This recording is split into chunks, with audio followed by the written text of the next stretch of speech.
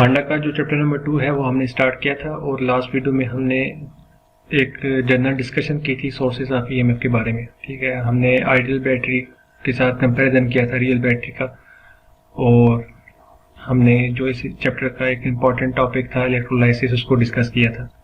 ठीक है, इलेक्ट्रोलाइसिस आप लास्ट वीडियो को देख लें, उसके बाद जो है क्योंकि यही टॉपिक अभी हम कंटिन्यू करेंगे और इस टॉपिक से रिलेटेड हमारा जो इम्पोर्टेंट टॉपिक है वो ये है कि फैराडेज लॉ ऑफ इलेक्ट्रोलाइसिस।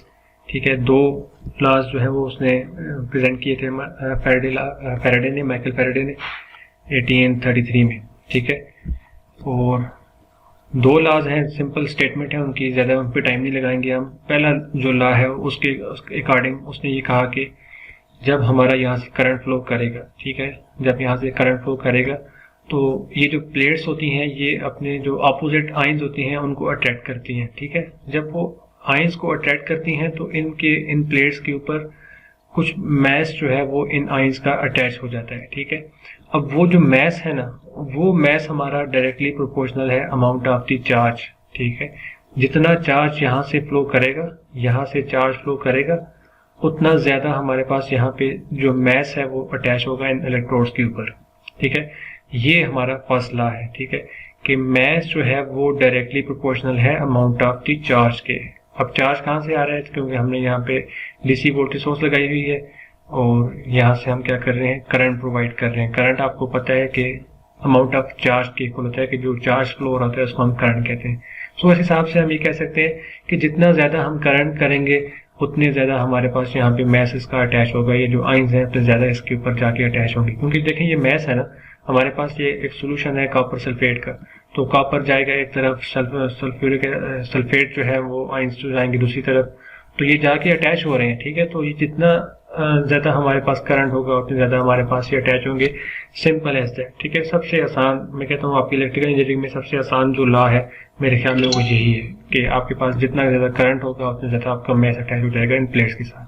ठीक है, स्टेटमेंट्स की देख लेते हैं। First law states that the mass of the substance deposited at any electrode, ठीक है, is directly proportional to the amount of charge pass। जितना चार्ज पास करेंगे उतना mass of substance जो है वो डिपॉजिट होगा प्लेट्स के ऊपर। ठीक है, ये हमारा स्टेटमेंट है first law. So mass is directly proportional to the amount of charge। सो अगर हम mass यहाँ से प्रोपोर्शनैलिटी कांस्टेंट हटाएं तो यहाँ पे हमारे पास प्रोपोर्शनैलिटी हटाएं तो हमारे पास m is equal to ZQ आ जाएगा। ठीक है, ये जो Z है इसको हम कहते हैं इलेक्ट्रोकेमिकल इक्विवेलेंट। ठीक है, ये हमारे पास इलेक्ट्रोकेमिकल इक्विवेलेंट है। इसके बाद सेकंड लॉ है। सेकंड लॉ में थोड़ी सी मॉडिफिकेशन की गई है। मॉडिफिकेशन इस तरह से की गई है कि अगर हमारे पास यहाँ पे देखें, फर्स्ट लॉ में हम ये कह रहे थे कि हमारे पास एक सोल्यूशन है यहाँ पे कॉपर सल्फेट का, और उसको हम दो मेटल प्लेट्स हमने यहाँ पे पुट की थी और एक ही सर्किट बन रहा था। ठीक है, यहाँ पे एक सर्किट बन रहा है, पूरा एक लूप बन रहा है, लेकिन अब उस लूप को हमने एक्सटेंड कर दिया है फॉर टू डिफरेंट सॉल्यूशंस। ठीक है, यहाँ पे अगर मेरे पास लेट्स से मैं कहता हूँ कि कॉपर था, तो यहाँ पे मैं कहता हूँ मेरे पास अभी सिल्वर आ जाएगा। ठीक है, सो दो सॉल्यूशन मेरे पास डिफरेंट सॉल्यूशन है और उनको मैंने इस तरह से अटैच करना है कि एक पॉजिटिव प्लेट, फिर एक नेगेटिव, फिर एक पॉजिटिव, फिर एक नेगेटिव, फिर उसके बाद पॉजिटिव टर्मिनल ऑफ बैटरी जो है वो सोल्यूशन बी के पॉजिटिव के साथ अटैच कर दी और नेगेटिव जो है वो इसके नेगेटिव के साथ अटैच कर ली। सो इस तरह से एक्चुअली क्या हो गया कि मेरे पास ये जो करंट है ये पूरा का पूरा सीरीज में आ गया। ठीक है, ये देखें ये पूरा एक सीरीज सर्किट बन गया। तो अब स्टेटमेंट क्या है? ठीक है, स्टेटमेंट ये है कि आपके पास जो मैस ऑफ द सब्सटेंस होगा, ठीक है, इन दोनों का जो मैसेस, जो इन दोनों प्लेट्स की, इन दोनों सॉल्यूशंस के जो चारों प्लेट्स के ऊपर जो मैस आएगा, मैस M1, मैस M2, जो इनके ऊपर मैसेज आएंगे वो इनके इलेक्ट्रिकल इक्विवेलेंट के बराबर होंगे। ठीक है, जितना ज्यादा इलेक्ट्रिकल इक्विवेलेंट हमारा ज्यादा होगा उतना हमारा मैस जो है वो ज्यादा हो जाएगा। ठीक है, ये सिंपल सी स्टेटमेंट है, यहाँ पे हम पढ़ लेते हैं कि the mass of a substance deposited at any electrode on passing a certain amount of charge is directly proportional to its chemical equivalent. ठीक है, और when the same quantity of electricity is passed through several electrolytes, same quantity of electricity का मतलब क्या है कि same amount of current. ठीक है, करंट आपका चेंज नहीं होना चाहिए। अब आपको बेसिक से पता है, हमने चैप्टर 1 में भी काफी जगह डिस्कस किया है कि जब भी आपके पास सीरीज सर्किट होता है तो आपका करंट सेम रहता है। ठीक है, सो ये अब देखें यहाँ पे आपके पास सीरीज सर्किट है, जो करंट यहाँ से आएगा इधर वही करंट इधर भी आएगा, वही करंट इधर भी आएगा, वही करंट यहाँ पे आएगा। तो इसका मतलब यह है कि सेम अमाउंट ऑफ चार्ज जो है वो फ्लो कर रहा है। तो ये क्या कहता है, when the same quantity of electricity is pass through several electrolytes, ठीक है, ये एक इलेक्ट्रोलाइट है हमारे पास सॉल्यूशन ऑफ बी और ये दूसरा इलेक्ट्रोलाइट है, then what will happen, the mass of substances deposited are proportional to their respective chemical equivalent or equivalent weight, ठीक है। सो इनके जो केमिकल इक्विवेलेंट होगा वो उसके डायरेक्टली प्रोपोर्शनल हो जाएंगे। सो यहाँ पे ये वेट है और ये इसका केमिकल इक्विवेलेंट है या फिर equivalent weight of the substance है। So weight is directly, mass of the substance is directly proportional to the equivalent weight of the substance, और it can also be expressed as weight of 1 divide by weight of 2 is equal to E of 1 divide by E of 2, ठीक है। सो ये एक relation है इसका second law का, और जो ई है इसको हम कहते हैं इलेक्ट्रिकल इक्विवेलेंट, या फिर इसको हम डिफाइन करते हैं the ratio of its atomic weight and the valency. Valency आपको पता है कि किसी भी एटम की वैलेंसी का मतलब है कि उसके आउटर मोस्ट शेल में कितने इलेक्ट्रॉन्स हैं। सो इस तरह से हम ये फाइंड कर सकते हैं ई की वैल्यू। उसके बाद एक और टर्म आती है, एक और टॉपिक है, बल्कि मैं ये कहूँगा कि पूरा एक टॉपिक है। प्रॉपर डेरिवेशन के बाद जो इक्वेशंस आती हैं उनको हम यहाँ पे डिराइव नहीं कर रहे, because they are these derivations are least important.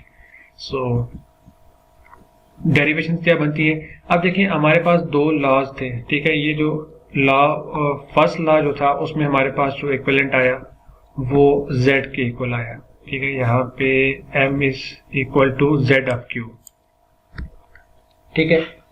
और एक हमारे पास जो इक्विवेलेंट आया है वो इक्विवेलेंट आया है E का, ठीक है। यहाँ पे सेकंड लॉ में यहाँ पे E का इक्विवेलेंट आया।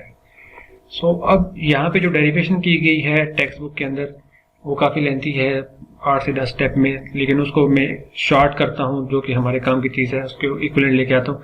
जो इन दोनों का रेशियो है हमारे पास z का और E का, वो हमारे पास कांस्टेंट है और उस कांस्टेंट को हम कहते हैं फैराडेज कांस्टेंट, ठीक है। फैराडेज कांस्टेंट ऑफ इलेक्ट्रोलाइसिस, ठीक है। और उसकी जो मैथमेटिकल फॉर्म बनती है वो F is equal to Q E by M, ठीक है। ये एक फैराडेज कांस्टेंट है।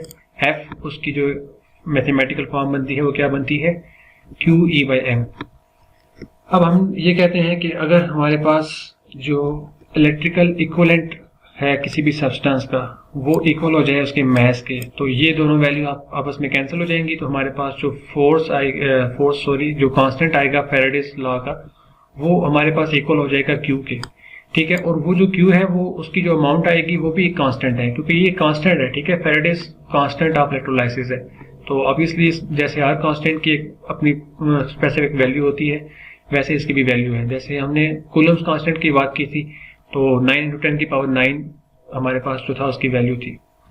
तो इस तरह हर कांस्टेंट की वैल्यू है। इस कांस्टेंट की जो वैल्यू है वो है 96,500 कूलम्स, कि अगर हमारे पास एक F अगर हमने पुट करना है तो वो है 96,500 कूलम्स जो है वो इक्विवेलेंट है हमारे पास F के। सो ये दो टॉपिक्स थे, दो लॉज थे जिनको हमने डिस्कस कर लिया। उसके बाद जो नेक्स्ट मैंने आपसे कहा था कि हम 3 से 4 लेक्चर्स में हमारी जो थ्योरी है इसको कवर करेंगे, जो कि इंपॉर्टेंट टॉपिक्स होंगे, ठीक है। जो लीस्ट इंपॉर्टेंट है उनको हम इग्नोर करेंगे। सो वही हम काम कर रहे हैं। इसमें बस आपके ये जो लॉज हैं इनके बारे में स्टेटमेंट्स और इनकी जो थ्योरी है वो आपको बस पता चल गई। इसके बाद हम आगे जाएंगे सेल्स के ऊपर, और सेल्स वो टॉपिक हैं जो कि एक्चुअली हांडा के अंदर आपका फर्स्ट टॉपिक था, ठीक है। Cells, primary cell, secondary cell, फिर उसके बाद उनके जो डैनियल सेल है, लेड एसिड सेल है, वो सारे जितने भी हैं वो कोशिश करेंगे कि नेक्स्ट वीडियोस के अंदर कवर हो जाए। सो नेक्स्ट वीडियोस के अंदर हम सेल्स को डिस्कस करेंगे और फिर उसके बाद हम इंशाल्लाह एमसीक्यूज के ऊपर जाएंगे।